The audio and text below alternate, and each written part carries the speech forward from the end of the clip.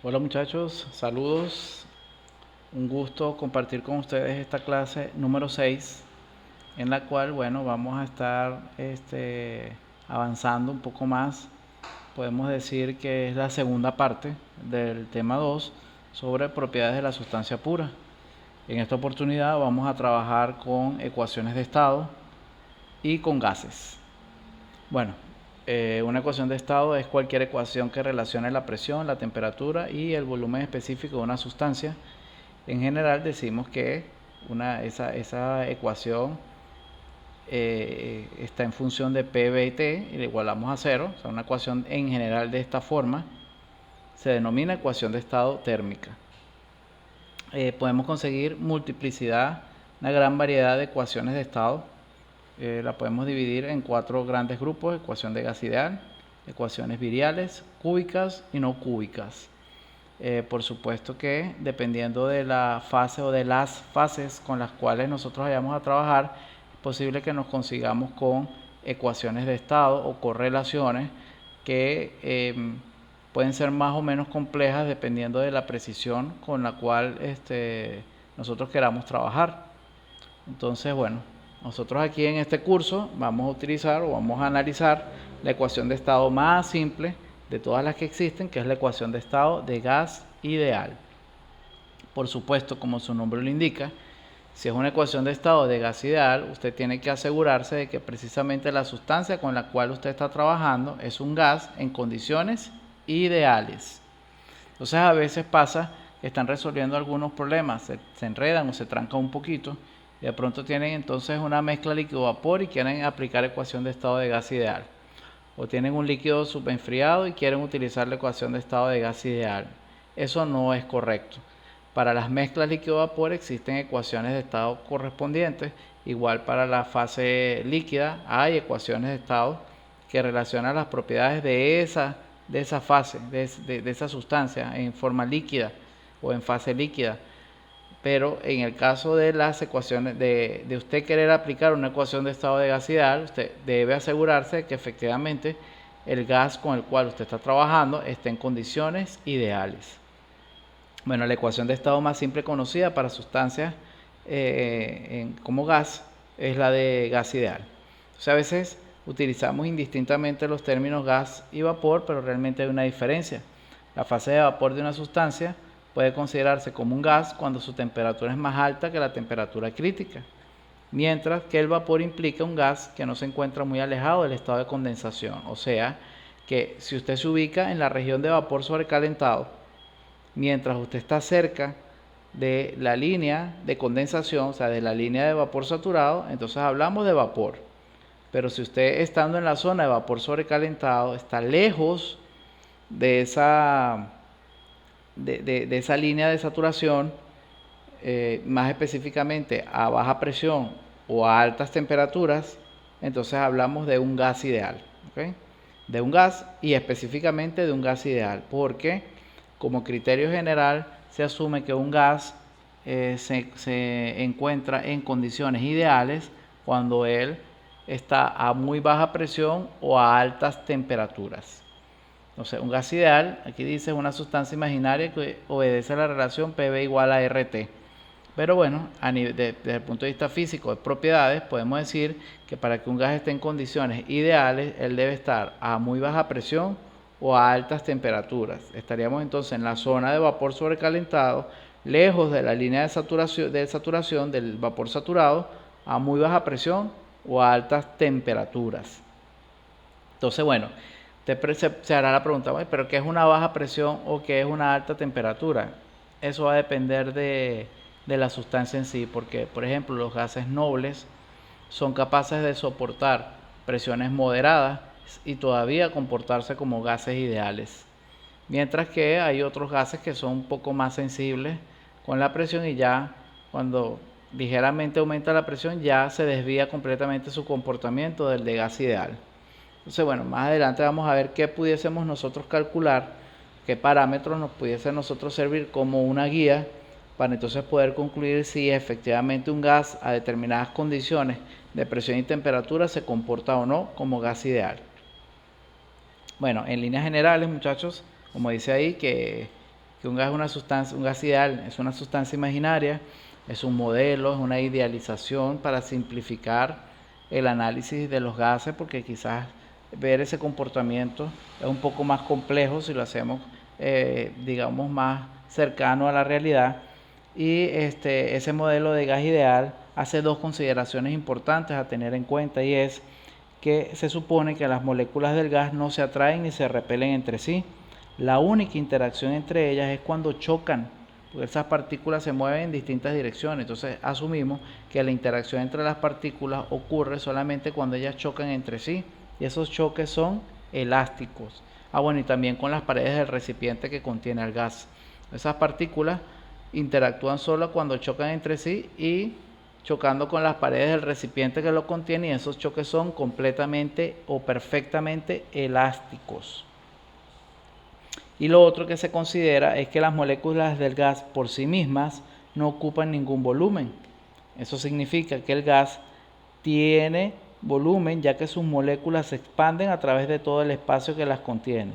Pero las moléculas en sí no tienen volumen, ya que son partículas puntuales. O sea, consideramos que el gas está constituido por un montón de partículas. ¿Ok? Esas moléculas realmente las consideramos como partículas. Bueno, en cuanto a lo que es la ecuación PV igual a RT, que quizás usted la conoce de antes, PV igual a RT, probablemente usted no la ha visto escrita de esta manera, pero vamos entonces a ver cómo, o sea, cuáles serían los cambios en comparación con esa misma ecuación que usted ha visto en cursos anteriores. Bueno, en esa ecuación P es presión absoluta, siempre vamos a trabajar con presiones absolutas, no podemos trabajar con presiones manométricas. T es temperatura absoluta en Kelvin, expresada en escala Kelvin o Rankine. B es volumen específico, B minúscula. Y R va a ser la constante del gas. Esa constante del gas la vamos a conseguir en las tablas A1 en sistema internacional y en la tabla A1E en sistema inglés. Esta R que aparece en la ecuación escrita de esta manera es diferente para cada gas y viene determinada como la constante universal de los gases entre la masa molar del gas. Realmente usted no tiene necesidad de calcular esa constante, porque cuando usted entra a las tablas correspondientes, en la tabla A1, ya usted va a ver que para cada sustancia, si bien aparece también la masa molar, usted no tiene que hacer el cálculo de la constante R y tomar la R universal y dividirlo entre la masa molar. No es necesario, porque ya hay una columna donde aparece la constante del gas, el valor de R para la ecuación de estado de gas ideal escrita como PV igual a RT, donde B es B minúscula, volumen específico, y R es la constante del gas. Entonces repito, ya en la tabla aparece el valor de R, usted no lo tiene que calcular. ¿De dónde vienen esos valores de R? Vienen de tomar la constante universal de los gases, que sí es la misma para todos los gases, entre la masa molar del gas. De todas formas, esa constante universal de los gases también la tienen aquí en la tabla, donde dice algunas constantes físicas, expresada en, aquí está, constante universal de los gases expresada en distintas unidades, para que si ustedes lo quieren revisar. Sin embargo, bueno, ya saben que cuentan con el valor de R en las tablas. Entonces tienen R y tienen RU. RU es la misma para todos los gases, es la constante universal de los gases, y R es la constante del gas, es solamente válida para ese gas, para cada gas en particular, o sea, cada gas tiene su valor de R. Entonces aquí es importante que usted entonces logre identificar, porque habrá problemas donde trabajaremos con la constante R y habrá otros donde trabajaremos con la constante RU universal de los gases, ¿verdad? Bueno, entonces la masa molar, esto es repaso, la masa molar M de una sustancia se define como la masa de un mol de sustancia. Por lo tanto, N, que es el número de moles, ya eso lo hemos visto antes, es la masa de la sustancia entre la masa molar. Donde, repito, ya se los dije ahorita, si nos llegara a interesar o la llegáramos a necesitar, aquí está la masa molar de cada sustancia, ¿ok? Y la constante R correspondiente. Bueno, aquí tienen otra forma de escribir esa ecuación de estado. PV igual a RT, hacemos el cambio. Si volumen específico lo sustituimos por volumen geométrico entre la masa, me queda PV igual a MRT. ¿Ok?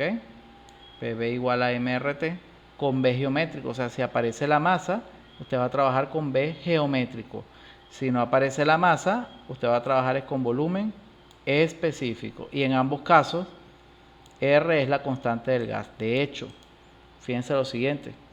Podemos entonces aquí hacer una pequeña sustitución. Vean esto. MR, la masa M, si la despejo de esta ecuación, me queda que la masa M es moles por masa molar. Y la constante R es la constante universal de los gases entre la masa molar. Se simplifica la masa molar de modo que en cualquier ecuación el producto de M por R usted lo puede cambiar por número de moles multiplicado por RU. Eso va a ser un cambio que vamos a hacer con frecuencia de manera directa. Entonces aquí está demostrado. Donde usted vea, repito, M por R, usted lo puede cambiar por NRU. Y la ecuación quedaría PV igual a NRUT, donde esta sí se parece más, esa ecuación se parece más a la que probablemente usted ha visto antes. Ahora bien, donde aparezca moles, usted trabaje con RU. Donde aparezca masa, usted trabaja con R. Porque para trabajar con primero en principal por las unidades. Y lo segundo es que para usted poder trabajar con R y entrar a la tabla y tomar el valor de R que usted anda buscando, pues usted necesita saber de qué sustancia se trata. O sea, es un gas ideal, ok, pero tiene que saber si es aire como gas ideal, si es nitrógeno, si es hidrógeno como gas ideal, para poder ver el valor de R. En cambio, para trabajar con PV igual a NRUT, o sea, en base molar, no en base másica, podemos decir que esto es en base másica, PV igual a MRT, y PV igual a NRUT sería base molar. Usted, si trabaja con moles, no necesita saber de qué gas se trata, porque RU es la constante universal de los gases para todos los gases. Bueno, y aquí lo otro que tienen es que si toman esta N y pasa dividiendo aquí a la izquierda, me queda B entre N, que es volumen molar. O sea que podemos escribir PB, pero esa B con rayita arriba, porque es volumen molar, igual a RUT. Y aquí tienen unas notas, ¿ok? Con pocas excepciones, el comportamiento de gas ideal se puede asumir con bastante precisión a presiones alrededor de 1 a 2 bar. Sin embargo, recuerden eso de que un gas está en condición de gas ideal a baja presión o alta temperatura, eso es relativo.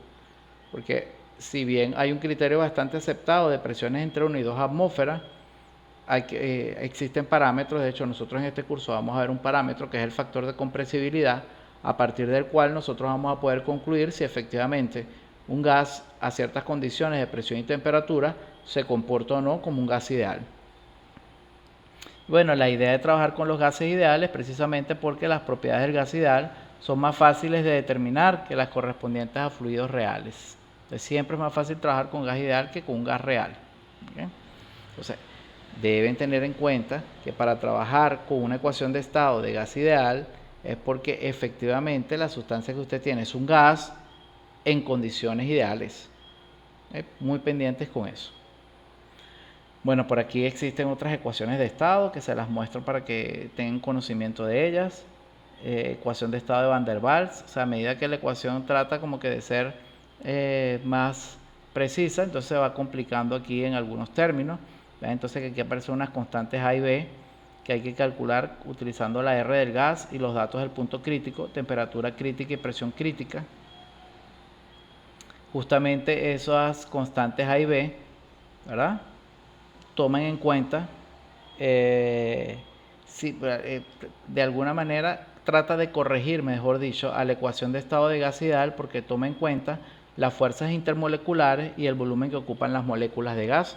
Recuerden que hace rato comenté que el modelo de gas ideal se asume que las moléculas que constituyen el gas solamente interactúan entre sí cuando chocan. O sea, que prácticamente esas fuerzas intermoleculares no las estamos tomando en cuenta, y que las moléculas del gas son partículas que no ocupan volumen. Entonces, bueno, aquí tienen otras ecuaciones de estado, la ecuación de estado de Beatty-Bridgman. Aquí lo importante también es que cuando usted consulte por ahí algún libro donde usted se consiga distintas ecuaciones de estado, usted sepa cuáles son las condiciones bajo las cuales son aplicables esas ecuaciones. O sea, aparece la ecuación, pero me tienen que decir, mira, para qué sustancia es válida, si hay algunas limitaciones en cuanto a presión, en qué rango de presiones la puedo utilizar, en qué rango de temperaturas la puedo utilizar. Entonces, claro, la ecuación se va haciendo cada vez más compleja y entonces hay que apoyarse con algunas tablas para hallar estas constantes. ¿Okay? De todas maneras, en el CENGEL tiene incluso ejemplos del uso de estas ecuaciones. Aquí está la ecuación de estado de Benedict-Rubin y está la ecuación de estado virial también, donde estos coeficientes que aparecen aquí, A, B, C, D, son función de la temperatura. Por eso que, bueno, aquí la temperatura está entre paréntesis para indicar que esas constantes, esos coeficientes, mejor dicho, son función de la temperatura. ¿Okay? Y bueno, nosotros vamos a trabajar con la ecuación de estado de gas ideal, escrita en sus distintas formas, bien sea con la constante R o con la constante RU en base molar. Sin embargo, bueno, no está de más que usted sepa que existen otras ecuaciones de estado y hay muchas más aplicables a distintos tipos de sistemas. Bueno, vamos a ver entonces unos ejercicios bastante sencillos por aquí, donde vamos entonces a estar trabajando con lo que sería el concepto o la condición de gas ideal.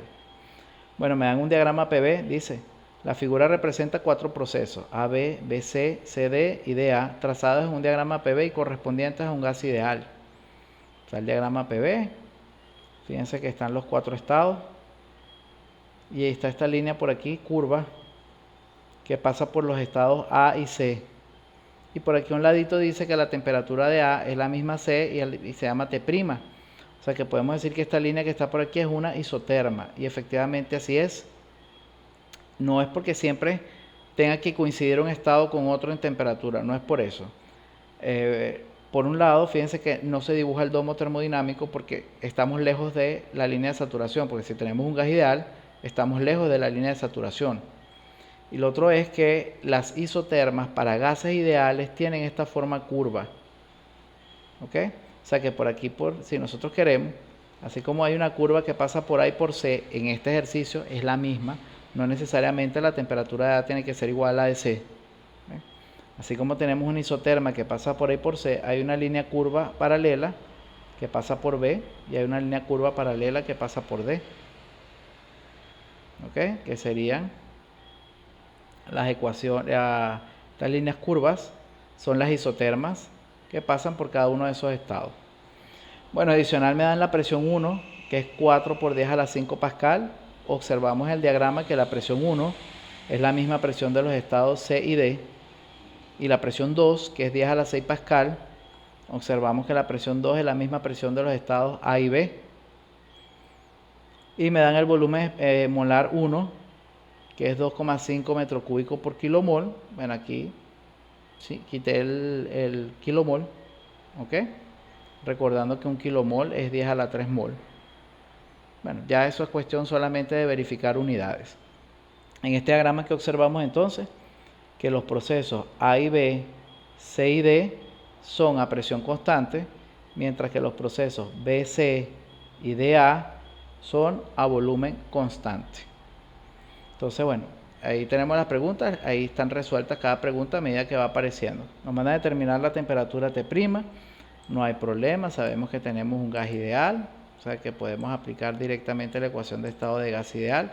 No sabemos qué gas es, por lo tanto, lo recomendable sería trabajar en base molar, o sea, con moles, pero vamos a ver qué podemos hacer aquí en el planteamiento de la ecuación. Bueno, efectivamente, vean que al plantear ecuación de estado de gas ideal en el estado A, trabajo con NRU porque yo no tengo ni el número de moles, yo no sé de qué gas se trata, ¿okay? No sé de qué gas se trata y por eso tengo que trabajar en base molar, no porque no tengo el número de moles, repito. Trabajo en base molar porque no sabemos de qué gas se trata, simplemente dice un gas ideal. Entonces, si aplicamos ecuación de estado de gas ideal en el estado A, tengo presión A, volumen A, NRU, no hace falta que yo escriba moles en A, moles en B, porque estamos considerando sistema cerrado y el número de moles va a ser el mismo en todos los estados.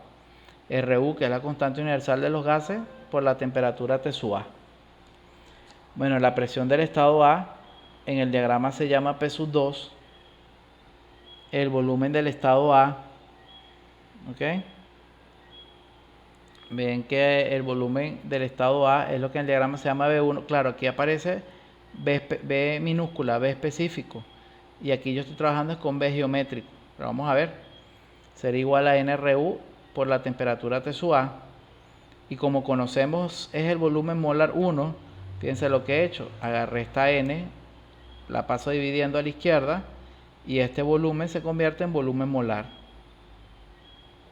Entonces, bueno, aquí lo que hay que ver es con qué unidades vamos a trabajar. Bueno, voy a tomar la constante R universal de los gases, 8,314 Joule por mol Kelvin. Y para que se nos haga más fácil visualizarlo, como la presión está en pascal y el volumen está en metro cúbico, bueno, este Joule lo podemos cambiar por pascal metro cúbico, es lo mismo. Ustedes se puede comprobar haciendo análisis de unidades, análisis dimensional, que la unidad Joule es equivalente a pascal por metro cúbico, a pascal metro cúbico, dividido por mol Kelvin. Entonces, bueno, despejamos la temperatura T sub A y efectivamente fíjense que al sustituir los valores vemos que las unidades son consistentes y me da la temperatura A 300,7 Kelvin. Y no solamente hemos conseguido la temperatura A, también conseguimos la temperatura C. Pues las temperaturas A y C son iguales. Entonces, bueno, ahí es cuestión de ver cuáles son los datos aquí clave. Bueno, darse cuenta de que me dicen que es un gas ideal, pero no de qué gas se trata. Entonces tengo que trabajar en base molar. Y aquí, bueno, si bien es cierto, me están hablando de volumen específico, en la ecuación aparece el volumen molar, que justamente lo tenemos, y verificar que las unidades sean consistentes. Bueno, me piden también las temperaturas en los otros dos estados, pues ya tenemos de los 4 estados, ya tenemos la temperatura en 2 de ellos, A y C, que es la misma, me falta la temperatura B y D. Bueno, planteamos ecuación de estado en los estados B y C y vemos que podemos despejar. Fíjense, la ecuación de estado B sería P2B2 NRU temperatura T sub B, ¿verdad? Porque el estado B, veámoslo aquí, tiene presión 2 y volumen B2. Presión 2 y volumen B2. Tenemos que hacer lo propio. Pasamos este volumen, estos números de moles dividiendo el volumen. Entonces tengo el volumen molar. Y en esa ecuación, pues no tengo nada. No tengo ni la... O sea, no tengo nada, no tengo ni el volumen 2 ni la temperatura B. O sea que por ahora no puedo despejar nada. A eso me refería. Y me voy a la ecuación de estado C. En el estado C, vemos que el estado C está a la presión 1 y al mismo volumen 2 de B. Por eso es que aquí ven que aparece presión 1, ¿verdad? Ya de una vez, aquí está un poquito más directo, se supone que plantea algo similar aquí como esto, pero en el estado C pasa el número de moles dividiendo al otro lado y se convierte en B2.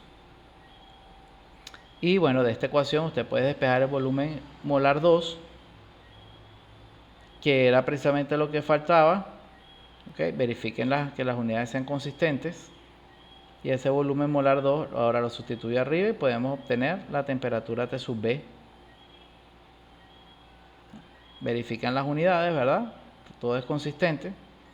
Súper sencillo. Y faltaría simplemente plantear ecuación de estado en el estado D, donde si vemos aquí arriba, me regreso, el estado D está a presión 1 y volumen 1.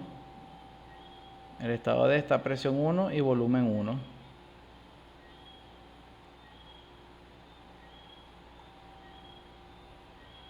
Bueno, aquí lo ven, la presión D la cambié por P1. Este número de moles lo pasé al otro lado de la ecuación, me queda volumen molar y el volumen molar D es el mismo B1. Sustituyen verificando que las unidades sean consistentes.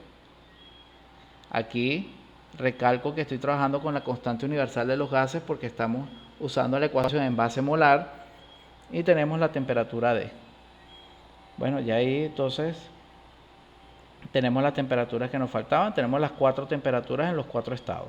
Sencillito, no tiene mayor complicación. Bueno, aquí más fácil todavía, fíjense, volumen B1, o sea, geométrico en el estado A, si el sistema es 4 kilomol de hidrógeno. Bueno, súper fácil, muchachos. Con me están dando el volumen molar, o mejor dicho, tenemos el volumen molar, ¿ok? En el estado A, y me piden el geométrico, pero me están dando cuántos moles tenemos, ¿ok? Entonces ustedes de la ecuación de volumen molar, que es volumen geométrico entre el número de moles, despeja el volumen geométrico. Aquí solamente hay que estar pendiente de las unidades que efectivamente sean consistentes, ¿ok? Recuerden que inicialmente en el ejercicio me decían que ese volumen B1, ojo aquí porque si bien lo hemos sustituido en otras, en las ecuaciones, no en la unidad kilomol, sino en mol, aquí arriba lo tenemos escrito de las dos formas. El kilomol usando kilomol y usando mol. Entonces tomamos el que nos convenga. En este caso, como el dato me lo están dando en kilomol, entonces tomamos este valor en kilomol, por supuesto, que está aquí. Entonces 4 kilomol, tomamos el volumen molar en kilomol y tenemos el volumen geométrico. Y ahora me dicen que determinemos la masa de gas, suponiendo que es oxígeno con un volumen de 5 metros cúbicos. Bueno, para hallar la masa, tendríamos entonces que utilizar la formulita que dice que el número de moles es masa entre masa molar, ¿ok? O sea que el número de moles sería, la masa sería moles por masa molar. ¿Y de dónde vamos a obtener la masa molar? Bueno, la tabla, ¿verdad? En esa tabla A1, para el oxígeno, bueno, dice que la masa molar es 31,999, vean las unidades, kilogramos por kilomol. Yo lo redondeé a 32. Si usted quiere usar el 31,999, no está mal. Lo que sí es que es interesante que quiero que estén pendientes de las unidades aquí. Fíjense que la masa molar la escribo como 32 gramos por mol, ¿ok? Pero es lo mismo que 32 kilogramos por kilomol. O sea, si usted agrega el prefijo kilo arriba y kilo abajo, el valor queda, no varía. O sea, el valor variaría, ¿ok? Solo variaría si usted de pronto agrega el prefijo kilo abajo y arriba no. Pero mientras usted trabaje agregando el prefijo arriba y abajo, el prefijo kilo, la masa molar que leemos de la tabla no varía. Entonces tenemos que la masa molar es 32 kilogramos por kilomol para el oxígeno gaseoso. Y simplemente, bueno, aquí está, miren. De alguna forma vamos a combinar las ecuaciones. Primero, el volumen molar, que es volumen geométrico entre el número de moles. Despejo el número de moles, porque me están dando el volumen geométrico de 5 metros cúbicos. Y el volumen molar 1 lo tenemos. Y ahora la masa, trabajando con, sabiendo el número de moles. Y me da la masa de 64 kilogramos. Entonces aquí realmente lo único que está, digamos, o que en general yo le pudiera decir con lo que hay que estar muy atentos es primero ver si vamos a trabajar en base molar o base másica, si es MR o NRU. Y lo segundo, estar pendiente de que las unidades sean consistentes.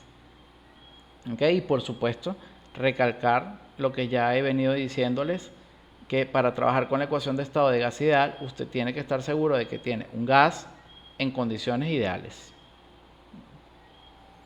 Bueno, muy sencillo, ¿verdad? Bueno, vamos al siguiente ejercicio. Recuerden que cualquier duda por el chat o presencial cuando tengamos nuestros encuentros presenciales. Bueno, este problema es sencillo también. Un gas ideal que ocupa un volumen B1 de 1 litro a una presión de 1 atmósfera se expande isotérmicamente hasta el doble de su volumen. O sea que tenemos un primer proceso a temperatura constante hasta que el volumen se duplica. Luego, la presión disminuye hasta la mitad a volumen constante. Tenemos un siguiente proceso isométrico, volumen constante, hasta que la presión disminuye a la mitad. O sea que sería la mitad de la presión del estado anterior. Y posteriormente el gas se expande, o sea, aumenta el volumen a presión constante, proceso isobárico, hasta que el volumen es 4 litros. Nos mandan a demostrar que la temperatura final es igual a la temperatura inicial y representar los procesos en un diagrama PV. Bueno, ya si por la lectura que hice era fácil darse cuenta de que se trata de 4 estados. Fíjense, volumen 1, presión 1, primer estado, se expande isotérmicamente, o sea, temperatura constante, T2 es igual a T1 hasta que el volumen se duplica, estado 2. Luego la presión disminuye hasta la mitad a volumen constante, o sea, volumen 3 igual a volumen 2 hasta que la presión es la mitad de la del estado anterior. Y posteriormente el gas se expande a presión constante, isobárico, P3 igual a P4 hasta que el volumen es 4 litros. Entonces, bueno, como la parte A de este ejercicio dice que tenemos que demostrar que la temperatura inicial es igual a la final, bueno, yo voy a trabajar el ejercicio en la medida de lo posible con letras, porque al final yo lo que tengo que demostrar es que T1 es igual a T4. Entonces, fíjense cómo procede. Bueno, trabajaría en base molar también, porque por ningún lado me están diciendo de qué gas se trata, simplemente me dicen que es un gas ideal, pero no me indican cuál es. Entonces, fíjense lo que hice aquí. En el estado 1, apliqué ecuación de estado de gas ideal y despejé P1, B1 y T1. Eso lo hice con qué intención. Bueno, cuando estemos resolviendo el ejercicio, a medida que vayamos avanzando, cada vez que me aparezca todo este término completo, NRUT1 entre B1, yo lo voy a sustituir por P1 a conveniencia. O donde aparezca NRUT1 entre P1, yo lo voy a sustituir por B1. Y lo mismo con la temperatura. Porque a fin de cuentas lo que quiero demostrar es que la temperatura 1 y la temperatura 4 son iguales. Bueno, voy a aplicar entonces ecuación de estado en el estado 2. Si vemos aquí, en el estado 2 me hace falta es la presión, porque sé que el volumen se duplicó respecto al volumen 1 y que la temperatura es la misma. Ah, bueno, otra cosa, como en este ejercicio no me dan por ningún lado el número de moles, si se dan cuenta, calcular la temperatura en el estado 1 conociendo presión 1 y volumen 1 será imposible. No puedo hallar la temperatura 1, me faltan datos, porque para despejar la temperatura 1 necesito el número de moles.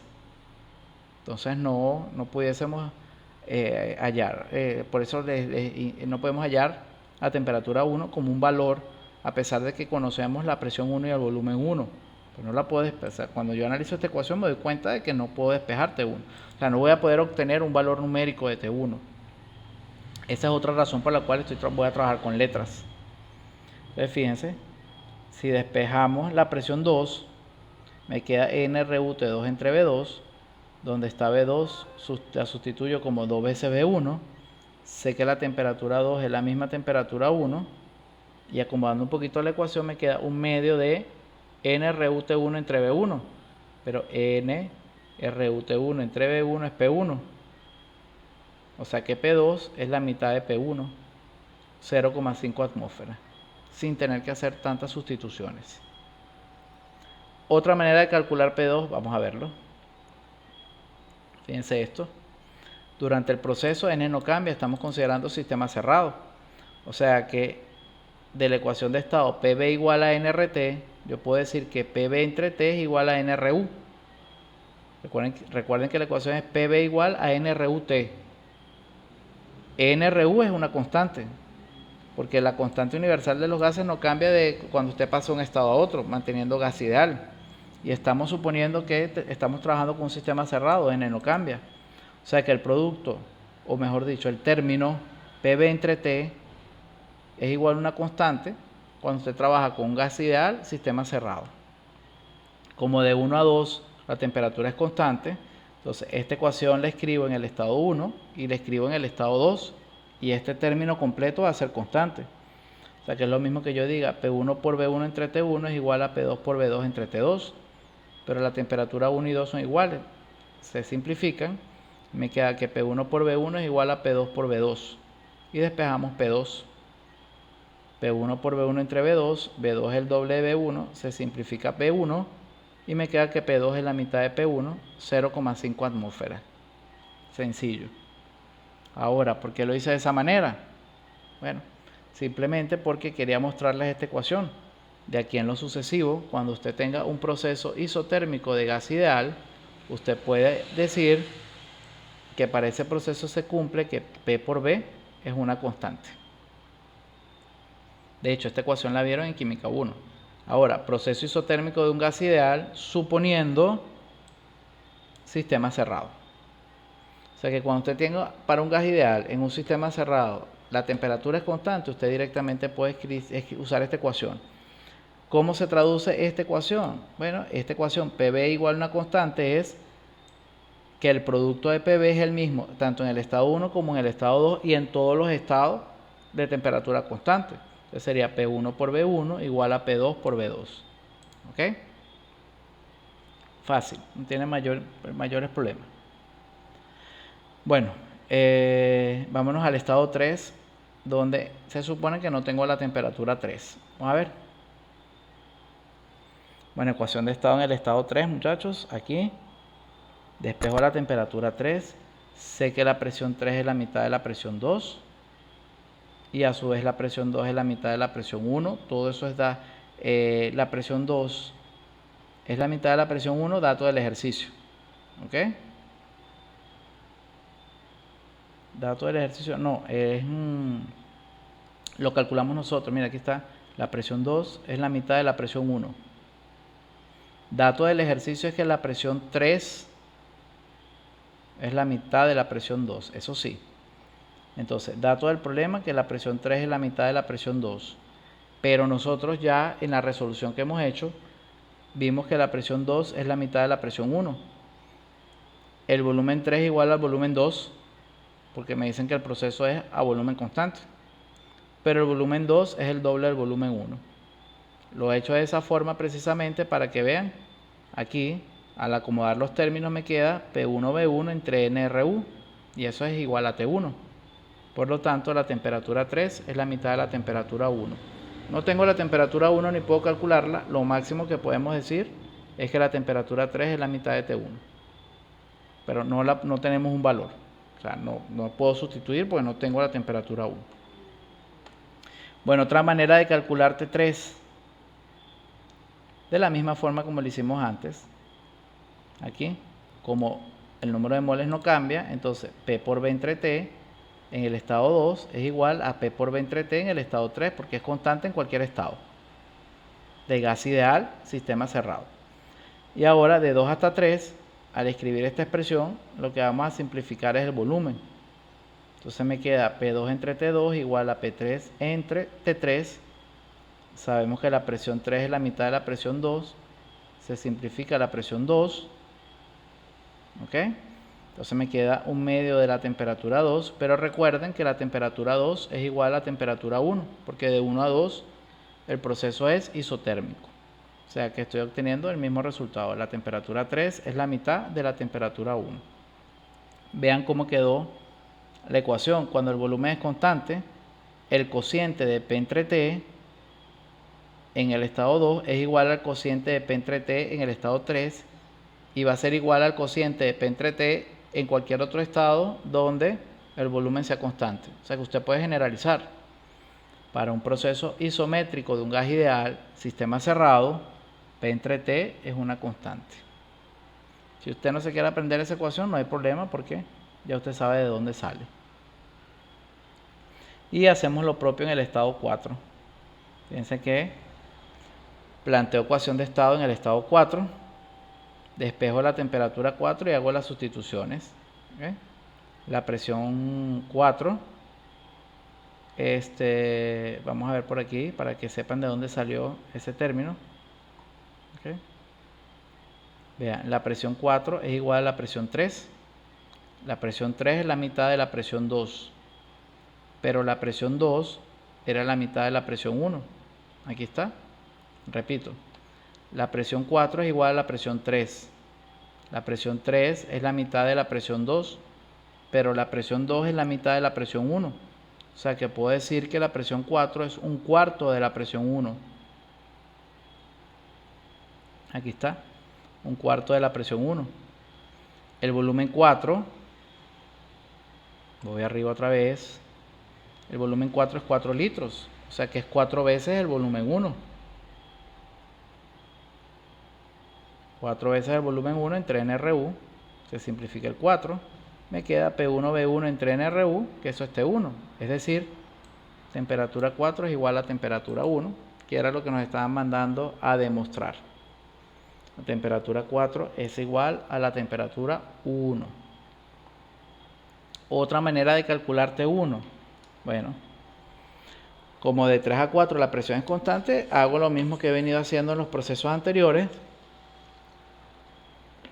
salvo que ahora como la presión es constante, vamos a simplificar la presión y me queda B3 entre T3 igual a B4 entre T4. Hago las mismas sustituciones que ya sabemos de antes y obtengo exactamente el mismo resultado. Recuerden que B4 es 4 veces B1 y B3 es 2 veces, recuerden aquí está, B3 es igual a B2, pero B2 es 2 veces B1, que fue lo que sustituí aquí abajo. 2 veces B1, se simplifica B1 y me queda T4 igual a T1. Para un proceso isobárico de un gas ideal, sistema cerrado, como B3 entre T3 es igual a B4 entre T4, esa igualdad se va a cumplir para cualquier otro estado a presión constante. Entonces, podemos generalizar y decir que B entre T es igual a una constante. Y T4 igual a T1 era lo que nos mandaban a demostrar.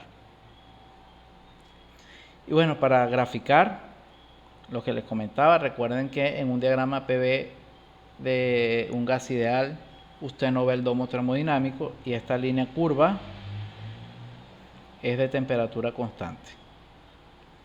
Entonces recuerden que de 1 a 2 el proceso es isotérmico, o sea que tiene que estar sobre la isoterma. Esta es la isoterma de un gas ideal. De 1 a 2 la temperatura es constante, pero sobre esa isoterma también tiene que estar la temperatura 4, el estado 4, porque nosotros demostramos que la temperatura 4 es igual a la temperatura 1. Entonces, temperatura constante de 1 a 2 hasta que la presión se reduce a la mitad, ¿ok? O hasta que el volumen se duplica, eso fue lo que nos dio. Volumen constante hasta que la presión es la mitad de la del estado anterior. Y presión constante hasta que el volumen es 4 litros. Y eso nos permitió demostrar que efectivamente los estados 1, 2 y 4 están sobre la misma isoterma. Lo único es que no tenemos datos suficientes para calcular esa temperatura, entonces la dejamos expresada. T1 igual a T2 igual a T4. No puedo hacer más nada.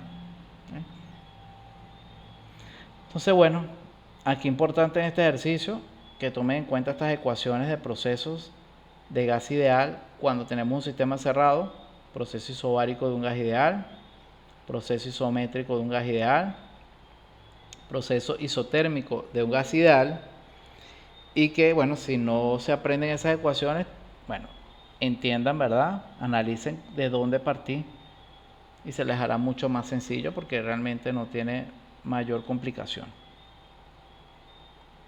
Entonces, bueno, esto es puro aplicar ecuación. Si tengan en cuenta que para hacer eso tienen que estar seguros de que se trata de un gas en condiciones ideales. Bueno, ya en este ejercicio vamos entonces a trabajar ahora sí, pues realmente lo planteé de esa manera para que vieran ejercicio donde no me dicen qué gas es, entonces trabajo en base molar y ahora vamos a trabajar con la masa, porque ahora sí me dicen de qué gas se trata. Bueno, un recipiente cilindro pistón contiene 0,15 kilogramos de aire a 800 Kelvin y 0,2 metros cúbicos. El pistón de 500 kilogramos y 0,5 metro cuadrado es el área de sección transversal del pistón.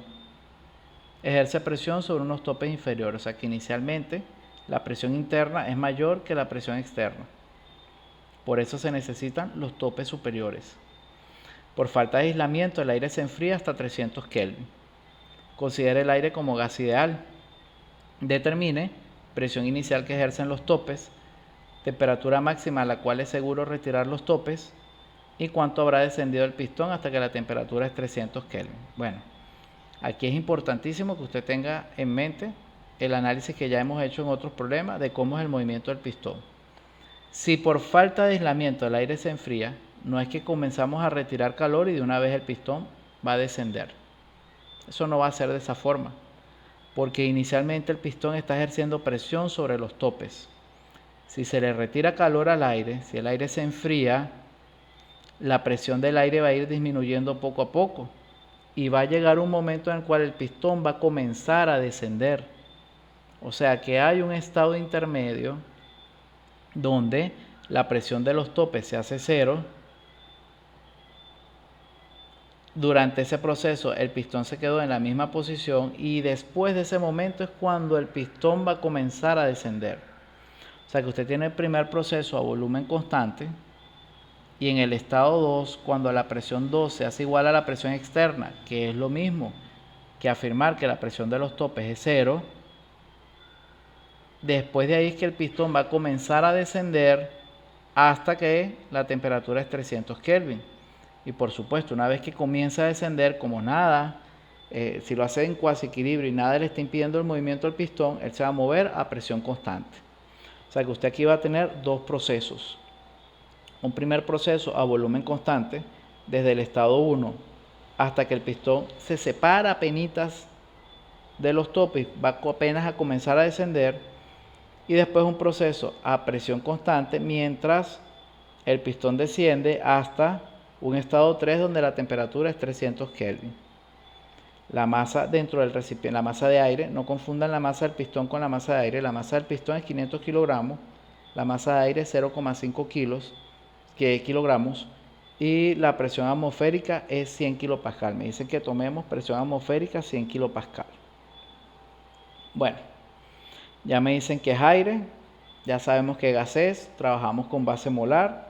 Usted se va a las tablas y de una vez para el aire tiene el valor de R. No hace falta que usted demuestre de dónde se obtiene el valor de R. Fíjense incluso, muchachos, que si visualizan aquí, donde está la constante del gas R, la unidad kilojoule por kilogramo Kelvin tiene un asterisco. Y esa es una nota a pie de página, a pie de tabla, donde les dicen que la unidad kilojoule por kilogramo Kelvin equivale a kilopascal metro cúbico por kilogramo. ¿Ok? Por kilogramo Kelvin.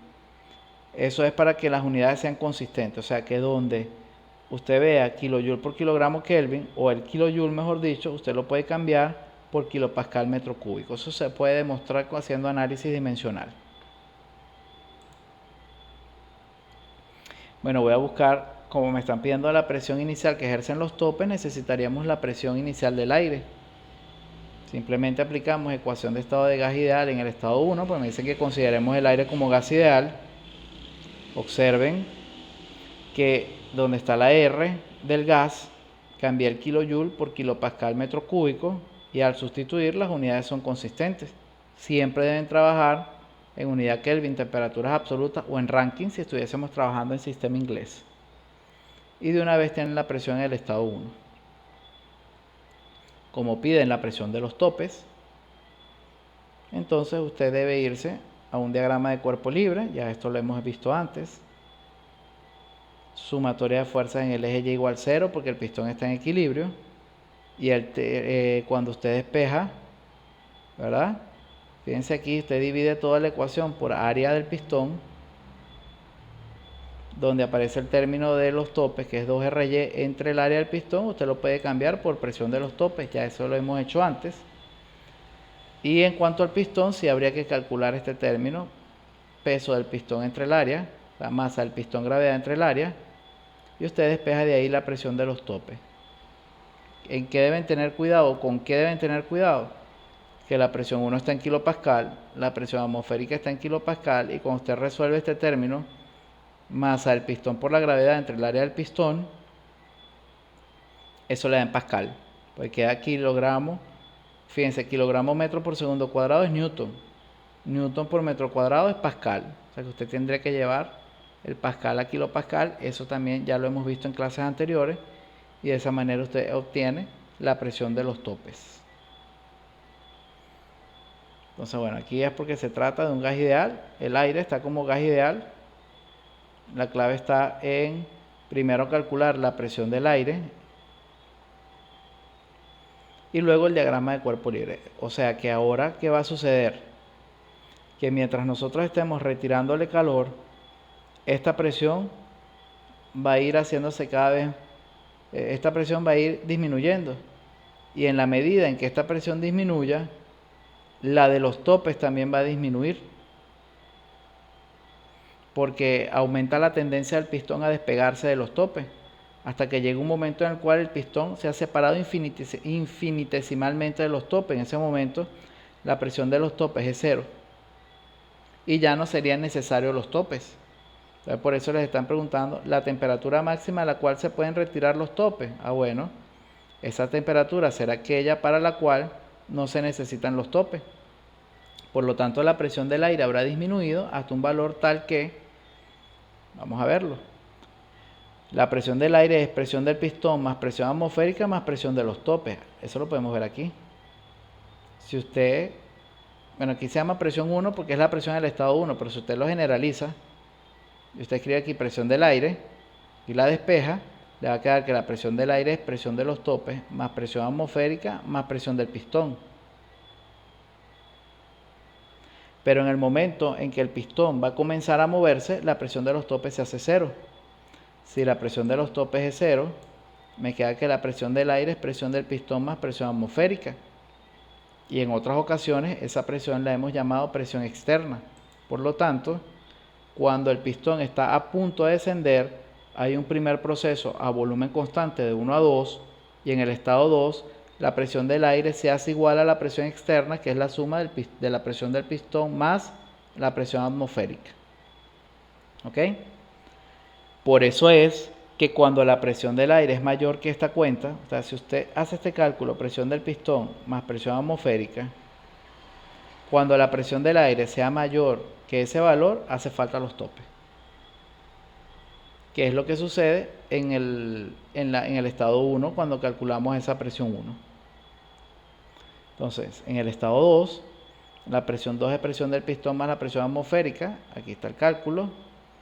De 1 a 2 el volumen es constante y simplemente con ecuación de estado de gas ideal, verificando que las unidades sean consistentes, usted obtiene la temperatura 2. Bueno, esta temperatura 2 es menor, vamos a ver, que la temperatura 1 de 800 Kelvin. Claro, porque voy enfriando. Al inicio tengo 800 Kelvin. Ese aire está empujando al pistón y el pistón ejerce presión sobre los topes. Retiro calor, retiro calor. Justo cuando retiramos calor y la temperatura, o enfriamos mejor dicho, vamos enfriando el aire. Cuando la temperatura del aire se hace 510 Kelvin, 510,10 Kelvin, usted puede retirar los topes y el pistón se queda ahí en el mismo sitio, sin problema. O sea, no es que sale disparado hacia arriba. Si en el estado 1 usted quita los topes, ahí se hubiese salido disparado el pistón hacia arriba. Pero como vamos enfriando y la temperatura 2 es justo la temperatura para la cual la presión de los topes se hace cero, usted quita los topes y el pistón se queda en el mismo sitio. O sea que si usted continúa el enfriamiento, lo que le queda al pistón es descender a presión constante hasta la temperatura de 300 Kelvin, que es nuestro estado final, que es el estado 3. Entonces, como de 2 hasta 3 la presión es constante y tengo la temperatura 3, simplemente hallo el volumen 3 con ecuación de estado de gas ideal, verificando que las unidades sean consistentes. Te dirán, bueno, ¿y para qué hallamos ese volumen 3? Bueno, para saber cuánto bajó el pistón, fíjense. Se supone que desde el estado 2, que el pistón está aquí arriba, hasta que el pistón desciende y llega al estado 3, él bajó una altura delta H. Recuerden, el volumen 2, véanlo aquí, el volumen 2 es todo este volumen completo, que lo tenemos. El volumen 2 es todo el volumen completo que he marcado que he tratado de indicarles con el cursor. Y el volumen 3 es este volumen que está aquí. O sea que aquí hay un delta de volumen. Este delta de volumen lo podemos calcular como volumen 2 menos volumen 3, para que me dé positivo. Te dice, bueno, pero es que siempre calculamos el delta de volumen final menos inicial. No importa, usted lo puede hacer, B3 menos B2, no hay problema. Lo único es que usted va a tener por ahí un signo negativo que usted va a tener que saber interpretar. Bueno, Al calcular el delta H y me da negativo, ese negativo lo que me va a indicar a mí es que efectivamente lo que hizo el pistón fue bajar. ¿Okay? Este delta H es de altura. Entonces, calculamos este delta de volumen y este delta de volumen es lo mismo que área de sección transversal por la altura. ¿Ok? Entonces, aquí lo tenemos. Delta H, o sea, si el delta de volumen, aquí me falta un delta para ser consistente con la notación. Aquí va un delta. Delta de volumen es igual a delta H por A. Delta H va a ser delta de volumen entre el área. Delta H es delta de volumen entre el área. Y el delta de volumen es V2 menos V3. Hacen la resta.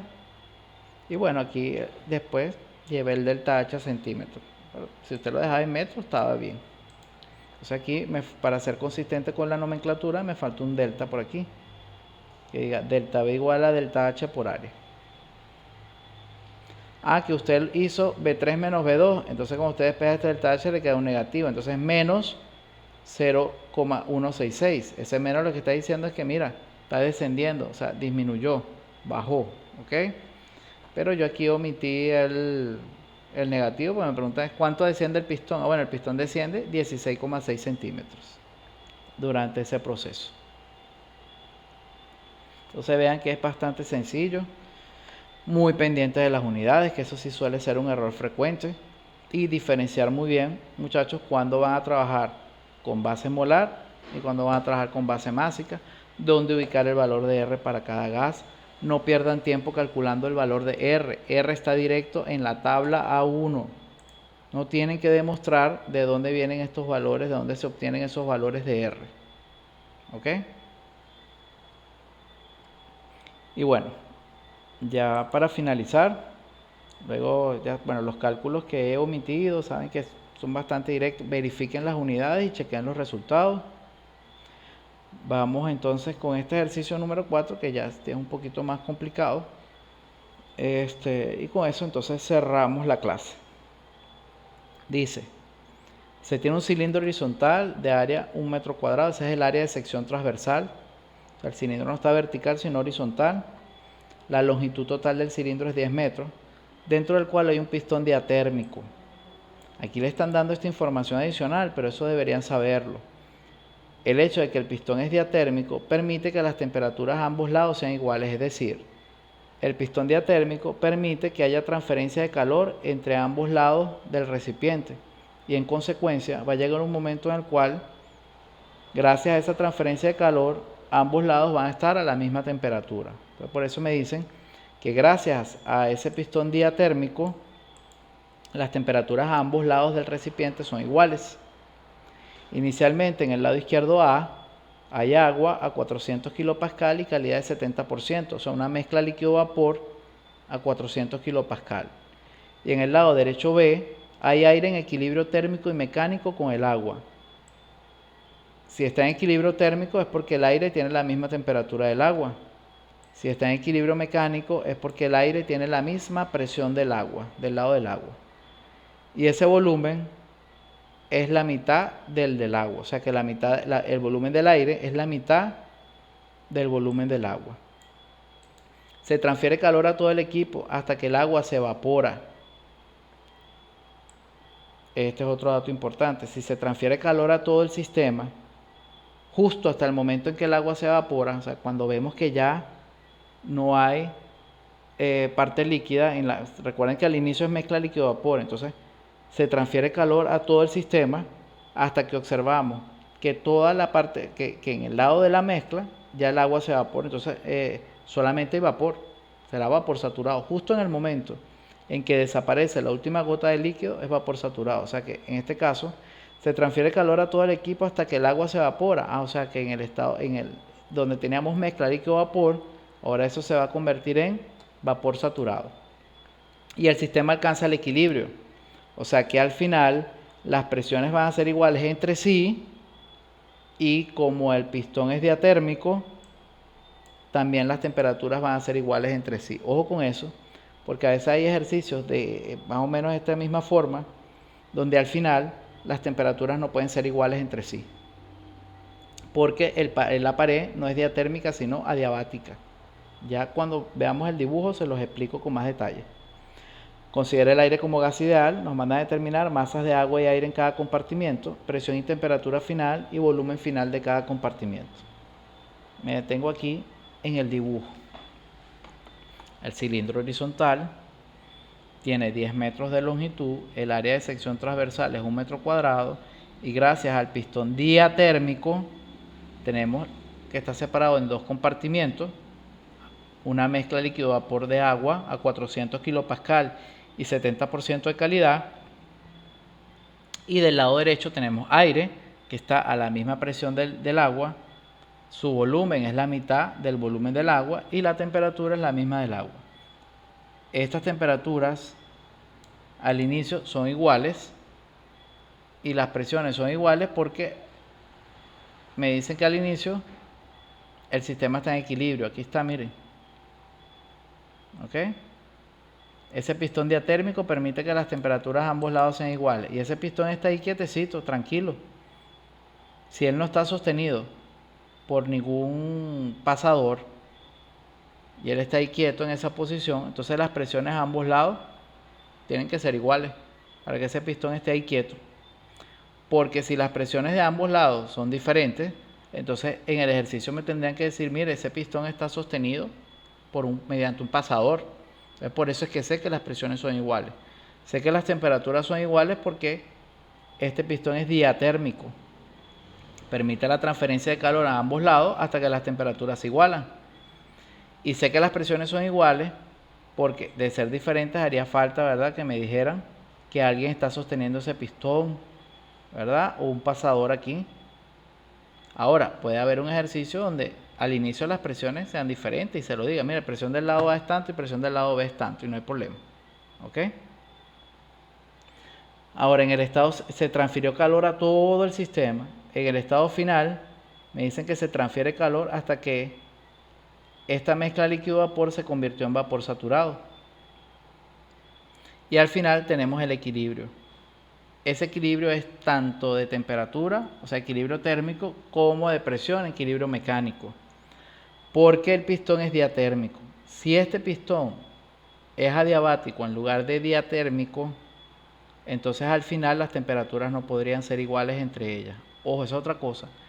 El equilibrio es en el estado 2, esta temperatura final de A es igual a la temperatura final de B y las presiones, pero no tienen por qué ser iguales a las del inicio, porque hubo cambios en el sistema, se transfirió calor al sistema completo, hasta que tengo solo vapor saturado en el lado A.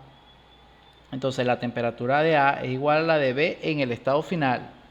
La presión de A es igual a la de B en el estado final. De hecho, vean los subíndices.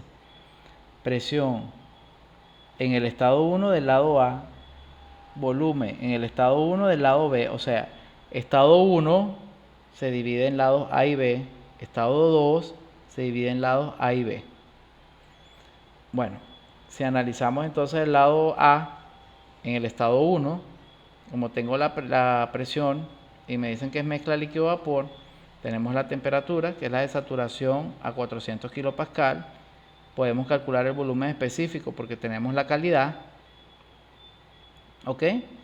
Y como me están pidiendo la masa de A, a la masa de A no hace falta que usted le escriba subíndice 1 o 2, porque la masa de A, la total es constante, la masa de B total es constante, porque no hay transferencia de masa a través del pistón. O sea, la masa de A se queda en A y la masa de B se queda en B. Ahora, que la masa de A al inicio es una parte líquido y una parte de vapor y al final es solo vapor, es otra cosa. Entonces vean, para obtener la masa de A, necesitaríamos el volumen geométrico de A en el estado 1, porque el específico ya lo tenemos. Vamos a dejar eso por ahí. Y para el lado del aire, como la presión del lado del aire es la misma de la del agua y la temperatura es la misma, llevé la temperatura a Kelvin. Quiero utilizar ecuación de estado de gas ideal para despejar la masa, pero resulta que para hacer eso necesito el volumen que ocupa el aire aquí. y eso no lo tenemos.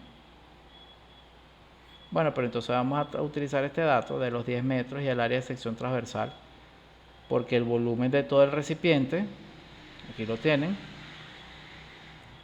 el volumen del recipiente es la longitud por el área de sección transversal, y ese volumen total es constante. Si bien el pistón se va a mover y los volúmenes de A y de B van a cambiar por el movimiento del pistón, el volumen del recipiente completo no varía.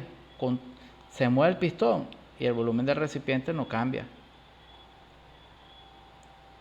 Entonces tengo que el volumen del recipiente es largo por área, da 10 metros cúbicos, es constante. El volumen del recipiente sería en el estado 1, el volumen del recipiente sería el volumen del lado A más el volumen del lado B. Consideramos que el pistón es muy delgadito. Y me están diciendo que el volumen del agua es la mitad del volumen, el volumen del aire es la mitad del volumen del agua.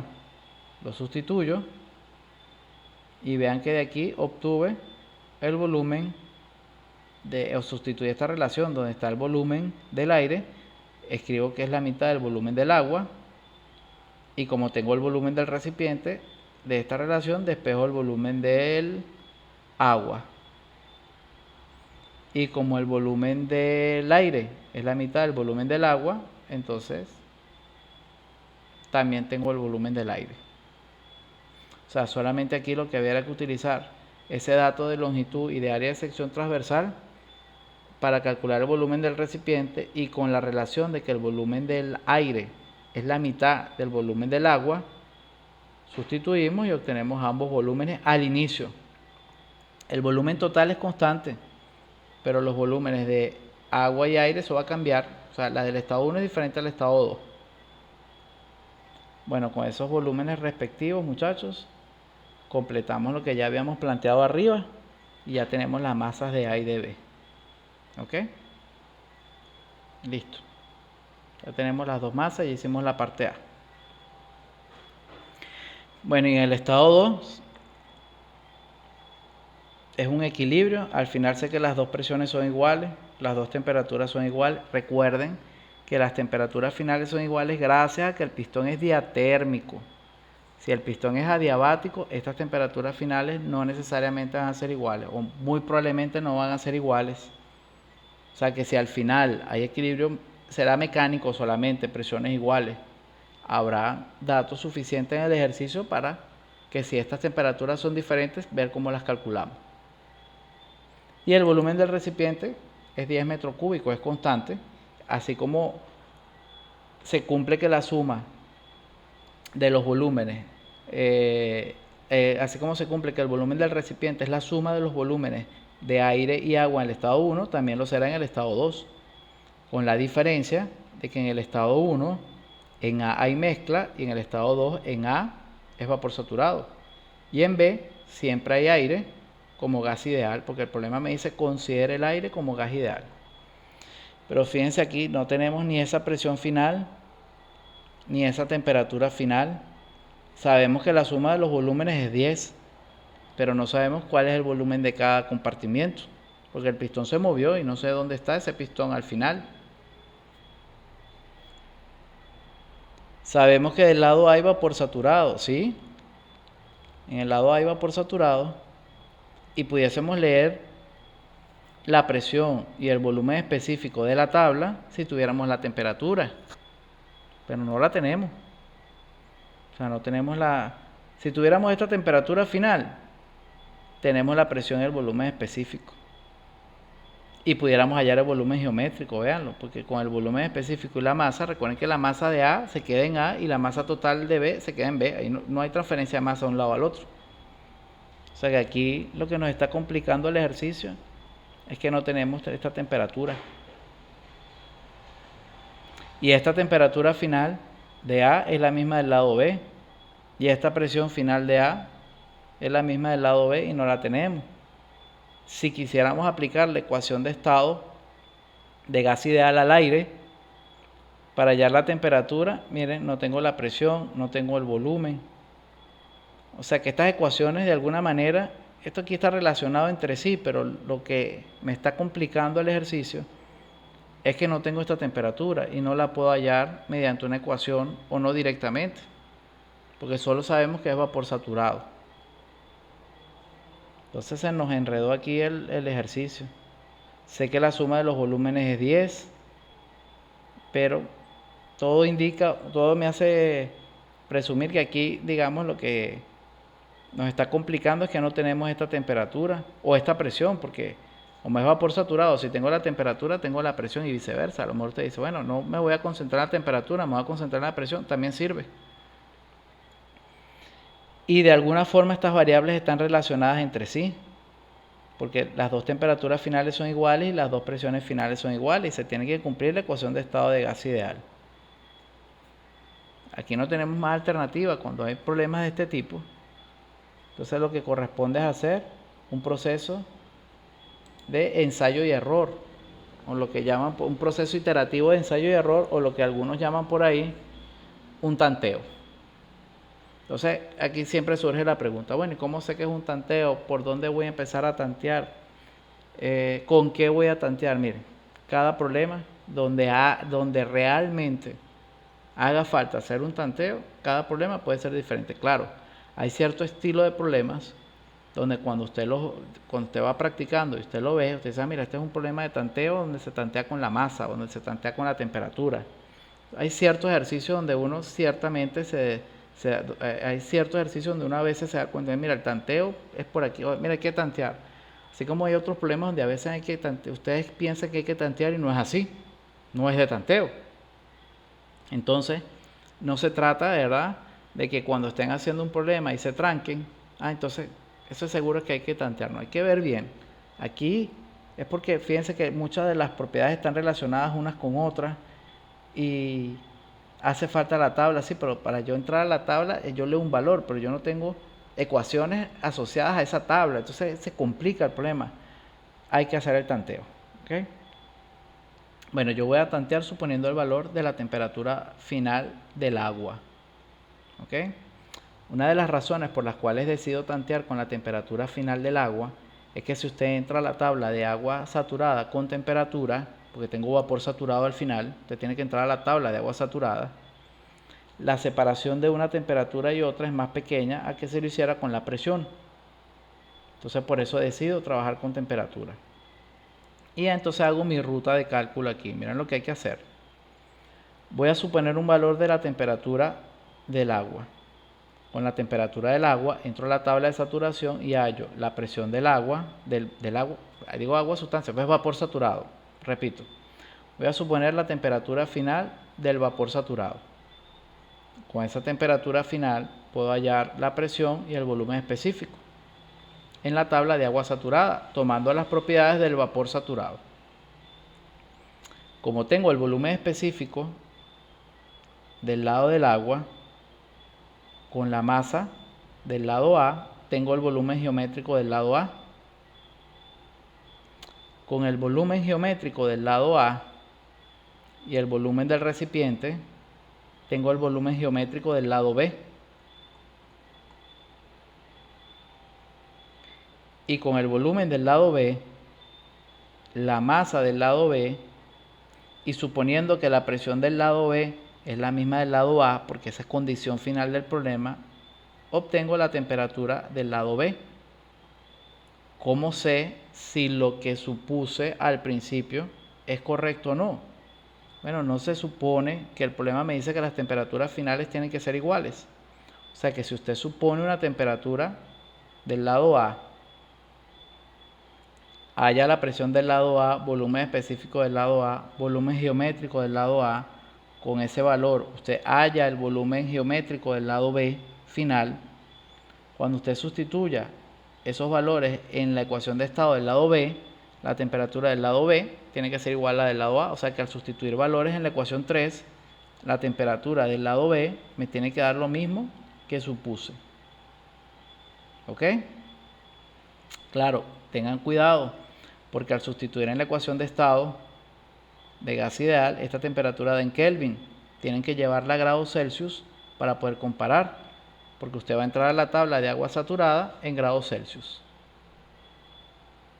Entonces aquí tienen cada uno de los tanteos que hice. Supuse una primera temperatura de 200. Entro a la tabla, leo la presión de saturación a esa temperatura. Este volumen es el específico del vapor saturado a 200 grados Celsius. Hallo el volumen geométrico del lado A. Hallo el volumen geométrico del lado B. Sustituyo en la ecuación de estado, en la ecuación 3, llevé esa temperatura que me dio en Kelvin a grados Celsius y fíjense que no, supuse 200 y dio 3316. Aquí yo agregué una columna más que es como, este epsilon es como calcular un error, como una tolerancia, porque el proceso va a finalizar cuando esté epsilon de 0, porque se supone que la temperatura que calculé menos tiene que ser igual a la temperatura que asumí según el ejercicio. Cuando haga la resta de ellas dos me tienen que dar 0. Entonces no es 200. Entonces bajé a 160. Repetí lo mismo. Entro a la tabla 160, presión de saturación, volumen del vapor saturado, calculo el volumen geométrico del lado A, volumen geométrico del lado B, sustituyo todos los valores en la ecuación de estado, la llevo a grados Celsius, bajo la diferencia, hago la diferencia, ¿verdad? Pero todavía no me dio 0 o no está cerca de 0. Bajé aún más la temperatura a 150. Repito todo el procedimiento y cuando hago la resta me dio negativo. Eso es un avance, muchachos, porque fíjense, si cuando asumo 160 la diferencia es positiva, cuando asumo 150 la diferencia es negativa, tiene que haber un valor entonces entre 160 y 150 para el cual la diferencia se hace 0. Porque para pasar de un valor positivo a un valor negativo, la diferencia tiene que hacerse 0 entre estos dos. Entonces usted ya tiene acotada la temperatura. La temperatura está entre 160 y 150. Hay algunos que vienen, entonces les gusta hacer una interpolación. Entonces dicen, bueno, si 160 me da esta diferencia y 150 me da esta diferencia, para que la diferencia sea 0, ¿qué temperatura debo tener? Si usted quiere puede hacer esa interpolación y si no recuerdo mal, esa interpolación da aproximadamente 153,3. Ahora, ¿esa es de una vez la respuesta? No, usted hizo esa interpolación como para tener una idea de por dónde iba la temperatura, de cuál era la respuesta. Pero usted ahora tiene que comprobar si con 153,3 da el tanteo, si se cierra el tanteo. Vamos a ver, a 153,3 usted busca la presión de saturación entrando en la tabla de agua saturada, volumen del vapor saturado, busca el volumen geométrico del lado A, busca el volumen geométrico del lado B, halla la temperatura mediante la ecuación 3, deben llevarla a grados Celsius, y cuando usted calcula la diferencia, vuelve a dar negativo, pero se hace más chiquita. Aquí entonces, otra vez el mismo análisis. Si para 160 dio positiva y para 153,3 dio negativa, entonces la temperatura tiene que estar entre 153,3 y 160. No puede estar entre 150 y 153,3 porque las dos dieron negativo. Tiene que estar entre 153,3 y 160, porque ahí pasó la diferencia de negativo a positivo, de positivo a negativo, como quieran verlo. Entonces asumí 153,6. Repito todo otra vez. Y cuando calculé la diferencia resultó me dio 0,02. Lo dejé hasta ahí porque ya por lo menos apareció. No me dio 0 no me dio exactamente 0, pero ya apareció el 0 en la unidad y en el primer decimal. Ya es suficiente. Entonces, la respuesta al problema es lo correspondiente a esta fila de 153,6. Entonces ahí tienen los valores correspondientes al lado A y los correspondientes al lado B. ¿Ok? Bueno, yo sé que a veces cuesta un poquito ver esto, pero bueno, esta es la solución del ejercicio.